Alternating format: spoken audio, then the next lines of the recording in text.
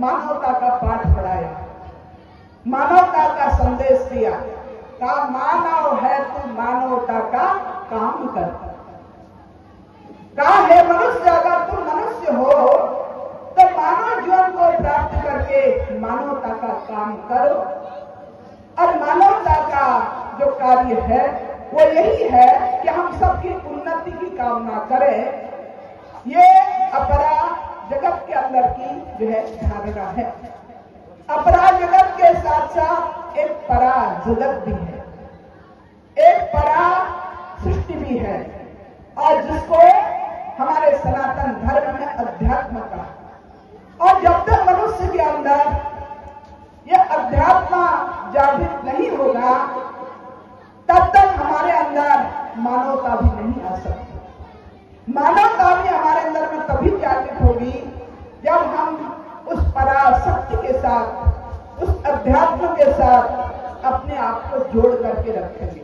तो अध्यात्म के साथ अपने आप को जोड़ने का जो मार्ग है उसे ही समझाने के लिए सतयुग में भगवान विष्णु जी आए, त्रेता में प्रभु श्री रामचंद्र जी आए, द्वापर में भगवान श्री कृष्ण महाराज आए।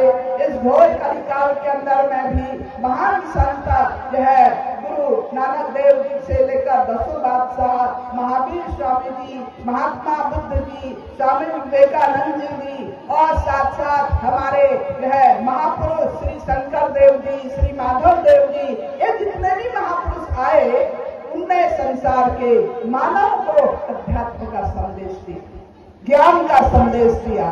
और आज हम उन धर्म ग्रंथों को पढ़ते हैं जिन धर्म ग्रंथों के माध्यम से हमें यह प्रेरणा मिलती है कि मानव समाज को महापुरुषों ने क्या दिया, कौन से ज्ञान की बात उन्होंने अपने समय में की, और किस ज्ञान को जानने के लिए उन्होंने बार बार हमें प्रेरित किया।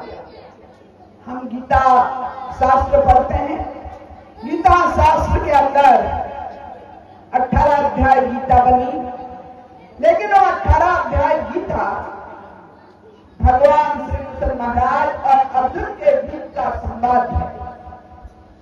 युद्ध के मैदान में, लड़ाई के मैदान में कायरता को प्राप्त किए हुए अर्जुन को समझाने में भगवान ने जो भी वार्तालाप अर्जुन के साथ की वो 18 अध्याय गीता शास्त्र के रूप में आज हमारे सामने जो है मौजूद है। पर हम उस गीता को पढ़ते हैं, उस गीता के अंदर जहां पर भगवान ने कर्म योग की बात करी है, भक्ति योग की बात करी है, ज्ञान की बात करी है, उसमें भगवान ने अर्जुन को कर्म के विषय में समझाया, भक्ति के विषय में समझाया, ज्ञान के विषय में समझाया।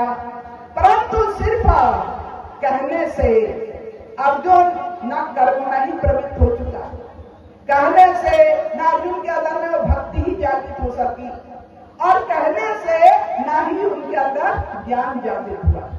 फिर भगवान ने अर्जुन को अपने अवतार का हेतु बताया, और भगवान ने कहा अर्जुन जिस ज्ञान, भक्ति और कर्म के विषय में, जिस ज्ञान के विषय में आज मैं तेरे समक्ष ये चर्चा कर रहा हूं अर्जुन, ये आज की बात नहीं है।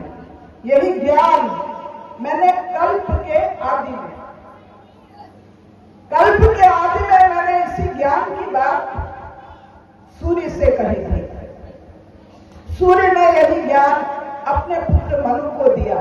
मनु ने इसी ज्ञान की चर्चा राजा इक्ष्वाकु से की। राजा ज्ञान राज ऋषियों में फैला, लेकिन समय चक्र के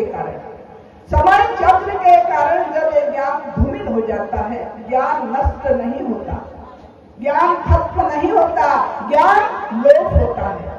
जैसे 2-3 दिन तक बारिश थी, बादल थे, दिन होते हुए भी शाम जैसा लगता था, क्योंकि बादलों ने सूर्य को ढका हुआ था। सूर्य का अस्तित्व खत्म नहीं हुआ, पर बादलों की ओट में सूर्य आ गया तो दिन होते हुए भी हमें वो दिन जो है बादलों के होने के कारण दिन जैसा नहीं लगता था। लेकिन अभी सूर्य चमक रहा है, बादल नहीं है, और सूर्य अपने पूर्ण रूप से अपने प्रकाश को बिखेर रहा है। इसी तरह से भगवान कहते हैं अर्जुन, ज्ञान का कभी नाश नहीं होता, ज्ञान यह लोप होता है। ज्ञान जब धूमिल हो जाता है और संसार के अंदर में अधर्म बढ़ता है, अनिति बढ़ती है, अनाचार बढ़ता है, पापाचार बढ़ता है, और लोग जो है वेद मार्ग को भूल जाते हैं, सनातन धर्म को भूल जाते हैं। तो ऐसे समय में अर्जुन इस संसार के अंदर में मेरा प्रादुर्भाव होता है। यदा यदा हि धर्मस्य ग्लानिर्भवति भारत अभ्युत्थानम् अधर्मस्य तदात्मानं सृजाम्यहम् परित्राणाय साधूनां विनाशाय च दुष्कृतां धर्म संस्थापनार्थाय संभवामि युगे युगे। हे अर्जुन, हर युग में मेरा इस संसार में ऐसे वक्त में मेरा प्रादुर्भाव होता है। मैं संसार में आता हूँ और इस संसार में जो है ज्ञानी साधु संत पुरुषों की जो है रक्षा करता हूँ, और अधर्मियों का, अज्ञानियों का, अधर्मियों का और जो अधर्म का मैं विनाश करता हूँ।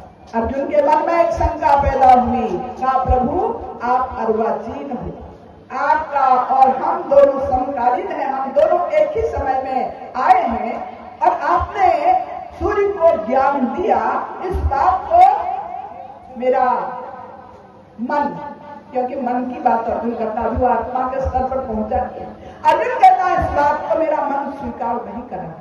भगवान कहते अर्जुन, इस संसार में तेरे और मेरे अनेकों जन्म हो चुके हैं, क्योंकि आत्मा कभी मरती नहीं है, आत्मा सिर्फ शरीर बदलती है। तुम और हम इस संसार में अनेकों बार आ चुके हैं, पर तुम योग माया के वशीभूत होकर के बार बार तुम्हारा जन्म होता है। मैं योग माया को अपने अधीन करके स्वेच्छा से अपने शरीर को रचता हूँ और स्वेच्छा से अपने शरीर को विलीन करता हूँ। मेरे जन्म और कर्म बड़े दिव्य हैं अर्जुन, अगर मुझे समझना है। भगवान कहते हैं अगर मुझे समझना है अर्जुन, मैं शरीर नहीं हूँ। जो लोग मुझे शरीर मानते हैं वो उनकी अज्ञानता है। भगवान कहते हैं अर्जुन, मैं शरीर नहीं हूं, अगर मुझे समझना है तो मैं जो हूं उस तक पहुंचो, अब तब तुम मेरे दिव्य स्वरूप को समझ पाओगे। तब भगवान कहते हैं मैं क्या हूं।